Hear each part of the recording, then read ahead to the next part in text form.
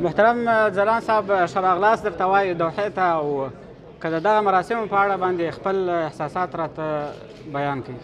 ډېره زیاته مننه. نن د افغانستان او د نړۍ په تاریخ کې تر ټولو مهمه او ځلانده ورځ ده.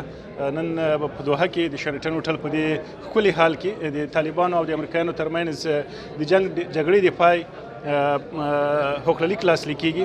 له دې لارې نه به موږ وکولی شو د افغانستان 20 کلنه جګړه او په لویه کې د افغانستان 40 کلنه غمیزه هغې ته د پای ټکی کیږو. موږ به نړۍ ته وښیو چې د یو ملت په توګه، د یو هیواد په توګه، د یو دولت په توګه باندې موږ ټول افغانان کولی شو د افغانستان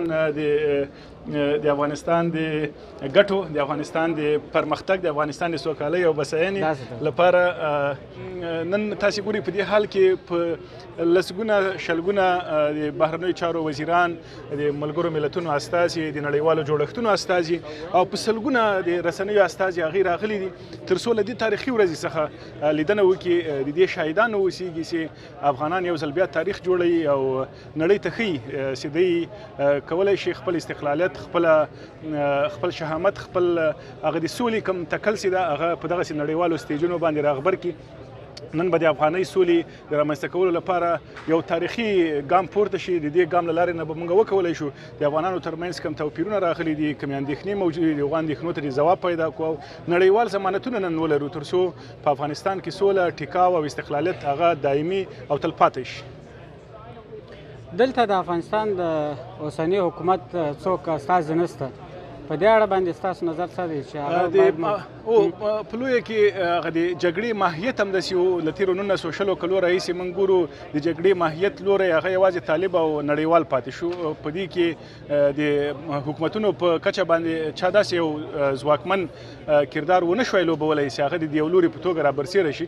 نن د دې هوکړلیک په لاسلیک کولو سره به دې ته لاره هواره شي چې افغان حکومت په یو لوی سیاسي جوړښت کې چې هغه ته د بین الافغاني ناستې کوم بهیر ویل کېږي، افغان حکومت، سیاسیون، مدني ټولنې، مختلف اقشار هغوی به ټول سره رایوځای کېږي او په هغې کې به د طالبانو سره د راتلونکي نظام، د راتلونکي جوړښت او سیاسي اډانې په اړه باندې ژور بحثونه کېږي. مګر هم نن د جګړې مهم لوري طالب او امریکا هغې هوکړه کوي جګړې ته د پای ټکی ږدي او افغان سولې او کشالۍ ته حل لاره وړاندې کوي.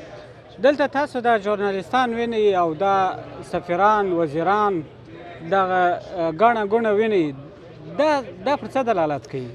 نن د دغه ستر